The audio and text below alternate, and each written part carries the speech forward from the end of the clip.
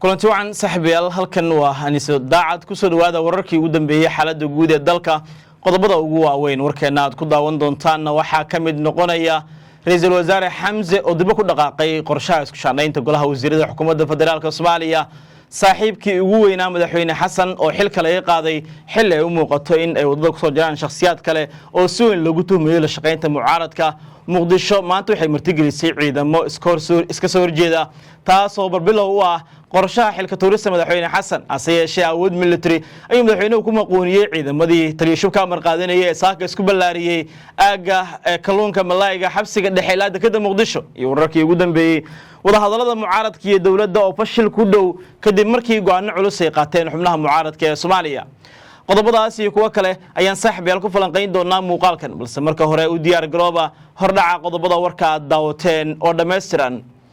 aynu ku horeynay Xamse Cabdi Barre wuxuu qaadayaa tallaabo muuqata dhiig joojin taas oo lagu mashquulinayo siyaasiyiinta iyo shacabka Soomaaliyeed kadib markii xilka uu ka qaaday saaxiibkii ugu dhawaa madaxweyne Xasan sidoo kale ma soo la filayo isku shaandhayn kale oo lagu sameyn doono golaha wasiirada Soomaaliya shakhsiga la bedelay ayaa udubdhaxaad u ahaa dhanka waraafinta ee xukuumadda Xamse Cabdi Barre hase yeeshee waxaa lagu bedelay shakhsi kale oo ka hal adeeg iyo hadal badan marka loo fiiriyo inuu ka soo shaqeeyo wasaaradda difaaca sidoo kalena uu soo ahaa muddo dheer xildhibaan ka tirsan golaha shacabka ee baarlamaanka federaalka Soomaaliya haddaba waa kuma shakhsiga maanta la magacaabay wasiir buuxaan laga dhigay meeshan laga saaray saaxiibkii madaxweyne Xasan Sheekh Maxamuud ee Daawud Aweys ra'iisul wasaare Xamse Cabdi Barre ayaa wareegto soo saaray waxa uu maanta xilka kaga qaaday wasiirkiisa warfaafinta ee dawladda Soomaaliya Daawud Maxamed Aweys isagoo xilkaasi u magacaabay Cabdi Fataax Qaasim Maxamuud oo ah xildhibaan ka tirsan baarlamaanka Soomaaliya Xamse ayaa sheegay inuu tixgeliyay soo jeedin uga timid madaxweynaha kadibna uu soo magacaabay wasiirka cusub warfaafinta dawladda Soomaaliya ra'iisul wasaaraha xukuumadda federaalka Xamse Cabdi Barre ayaa kadib markii uu arkay qodobka 100 farqadiisa labaad iyo saddexaad dastuurka jamhuuriyadda federaalka Soomaaliya isla markaana tixgeliyay talada madaxweynaha jamhuuriyadda arkayna howlaha baaxadda leh ee horyaalla xukuumadda waxa uu soo saaray magacaabisan mudane Cabdi Fataax Qaasim Maxamuud waxa uu magacaabay wasiirka wasaaradda warfaafinta dhaqanka iyo dalxiiska ee dawladda federaalka Soomaaliya sidoo kale ra'iisul wasaaraha ayaa wasiir Cabdi Fataax Qaasim kula darmay xil gudasho hufan iyo sidoo kale dadaal dheeraada wasiirka cusub oo ah nin dhalinyaro ah ayaa hore u soo qabtay xilal kala duwan isagoo soo noqday wasiirka xigeenadii wasaaradaha warfaafinta iyo gaashaandhigga ee xukuumadihii hore gaar ahaan xukuumadda madaxweyne Xasan barbilowgeedii oo soo noqday wasiirka xigeenka wasaaradda difaaca Soomaaliya balse howlo waxbarasho uu dalka dibadiisa uu ku waayay markaasi shaqadiisii xilka wasiirnimo wasiirkan ayaa sidoo kale lagu yaqaanaa in inta badan uu hadallo cadcad oo qaybtood duraya nidaamka awood qaybsiga Soomaaliya uu la yimaado golaha siyaasadda gaar ahaan miiska baarlamaanka sidoo kale waa nin ama aad u difaac yaqaana hadba markaas madaxweynaha jooga talada dalkana gacanta ku haya iyadoo la ogaa in xilligii dawladdii farmaajo si weyn u riixayay fursada wadaniyadda hadda dawladda xashaqna uu si weyn u riixayay fursada la dagaalanka argagixisada inkastoo isagu maalin aan lagu arag furimaha dagaalka magacaabistan ayaa ku soo aaday xilli xasaasi ah oo xukuumaddan qaran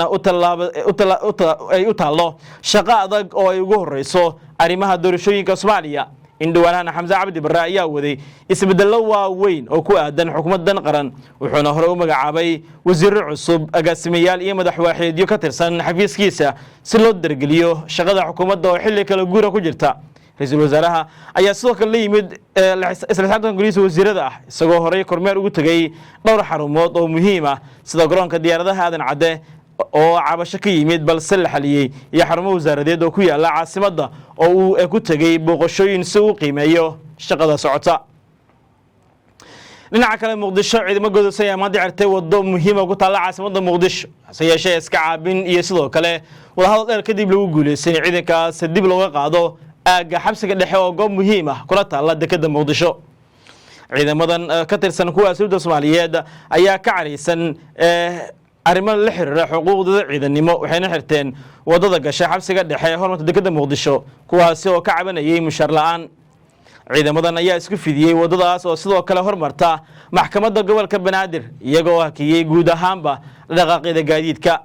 qaar ka mid ah askarta oo la hadlay warbaahinta ayaa sheegay in muddo sanad ka badan uu ka maqan yahay mushaarka iyana ay dalbanayaan in loo fasaxo xuquuqdooda saacado badan oo wadada xirnayd kadib waxa goobta gaaray saraakiil ka tirsan laamaha amniga oo ku baxay cabashada ciidamadaasi iyadoo kadibna wadada ay la wareegeen ciidamo ka tirsan kuwa booliiska gaarka ee Haramcad oo dib u fasaxay markii dambe gawaarida iyo gaadiidka dadka shacabka ay wataan si wadada halbulaha ah loo isticmaalo. wararka inta soo daraya in ciidamadii ee cabanayay ee asluubta lagu sameeyay hubka dhigeys kadibna la geeyay wasaaradda cadaaladda iyo arrimaha dastuurka si loo xaliyo cabashadooda. ma jiro ilaa iyo hadda wax warar ka soo baxay taliska ciidanka Soomaaliyeed oo ku aadan gadoodka ciidamadan oo ku soo aaday xilli xasaasi ah oo adag. marar badan ay ciidamo ka tirsan kuwa dawladda federaalka Soomaaliya sidan oo kale ay gadood uga sameeyeen Muqdisho iyagoo ka cabanaya markaasi musharaad ka maqnaa muddo oo dawladdu ay ka xayirtay balse markii dambe lagu guuleystay noo soo dhigo ciisanta sida hadda u muuqatana madaxweyne xasan barbilowga isbedel iyo sidoo kale doorasho ay wajahaya iyadoo mucaaradka ay qorsheynayaan abaabulka banaanbaxyo waaweyn kuwaas oo gilgila caasimada Muqdisho si cadan loogu muujinayo dhamaadka madaxweynaha madaxweyne xasan iyo diyaar garowga nooc doorasho oo ka hirgasha dhulka jamhuuriyadda federaalka Soomaaliya.